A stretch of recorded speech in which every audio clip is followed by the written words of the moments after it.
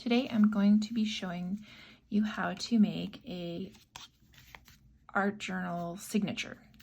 The little signatures that go in bigger journals, or even you can just use these singly, which I like to use. They slip in your purse real nice. You can sketch when you're out and about and then come back and add your supplies, mix media, do whatever you want to do with them. But I really like making my own.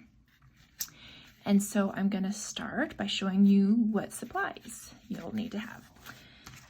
You'll need a needle that has a big eye on it, so you can get this thread. It's wax thread.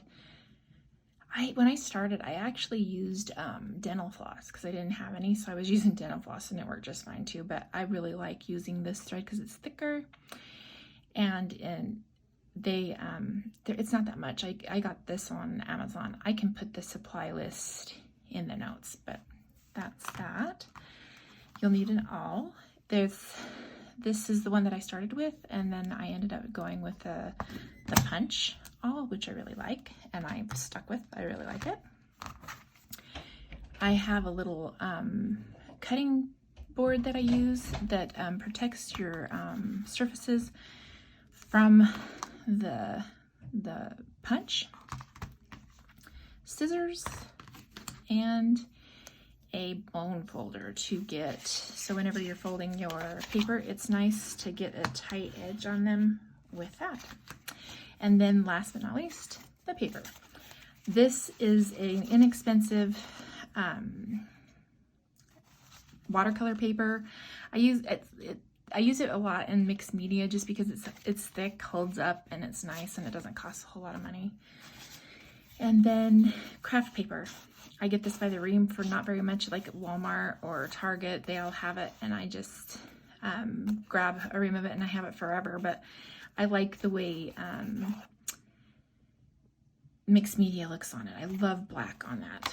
And then this, I use my Happy Reader. It's a publication that I get that comes from the UK. I read it, and then I use the whole thing in my art journals. Right now I cut this 6 by 3 so that when you fold it, it has a 3-inch square. I love tiny squares. It's nice, a nice size for me. When you don't have any time to journal, it makes it really easy to get in and do those small journals. And then they're nice. They fit in your pocket, in your purse, in your wallet. They go anywhere with you. And if you're like me, you need to have something to keep you creative no matter where you're at. So it's nice to have a little tiny journal. So I'm going to start with punching the holes. So I have everything folded in half. So I have it cut, them all cut, and I have them folded in half. And then I'm going to use one as a guide, and I'm just going to punch 2 holes. I just randomly do it. Like, I don't measure. I'm not real exact about things, but so I just kind of wing it, and it works for me. So then I use this as a guide, and I punch the remaining pieces of paper to where they all have the 2 holes in them.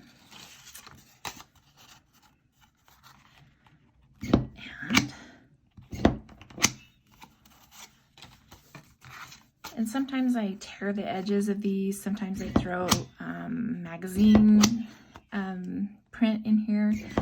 Sometimes you'll get a magazine and it's just beautiful and you hate to just throw it away. This is a perfect place to throw it into. Just cut it up and put it in an art journal. And magazine paper is lightweight, so you can fit quite a bit in a journal. Some of that paper, sometimes there's quotes on them that I like to have. It's just beautiful. And like I said, I like the Happy Reader. I like the paper. It's almost like newsprint, but it's a little thicker. And it usually has really cool articles in it. And so I don't know. I like that my art journals have cool words underneath everything, even the ads. just kind of are interesting. So then I like to randomize it. So like I do one of these, one of those. I just kind of randomly throw papers down and just kind of, I'm going to put this one on top since I like that one so much. I'm going to do that. So then I stack them. I leave my thread on the spool whenever I'm doing it. I've always done it that way. And so it's just how I do it. So if you can cut it and do it however you want to. I like it on there just because then I know that I'm not going to pull the thread all the way through whenever I'm doing this, because sometimes I'll get carried away, and it's nice to know that this stops me from going all the way through. So then I grab that, and then I go through the other side and just make sure that you hit them all, that you've made it through every single one.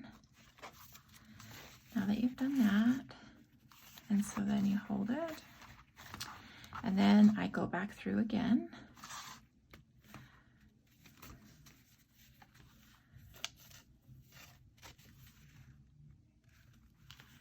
And then I do it one more time.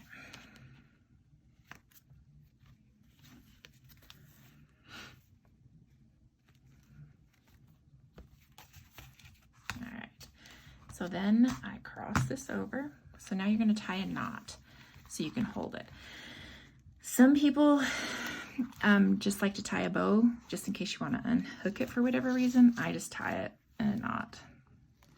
And I am not very exact about this. So the only thing that I'm very exact about is that I like the knot to be on this side. And so I have to really work it, and then I kind of pull it to this side. I like it on this side here. And then I'll do it again and loop through. I don't know if you can see that there. Just tie a knot, not too specific there. And then just pull it tight, and then I do it again just to make sure. I just like to really make sure that there's a good knot in there. And then some people will clip them down here. I just go to the end of the journal, clip it, and it seems good enough for me. Then you fold it over, and there you go. You have a little signature. Now, I like to paint the cover and put a title or something on top of it. So like if I'm doing a little week-long project or whatever, then I'll just put the title creatively on here, or I'll put a quote or something fun on the cover of it, and then put some ribbon or something through the spine of it, and it just makes it cute and nice little journal for you. There you go.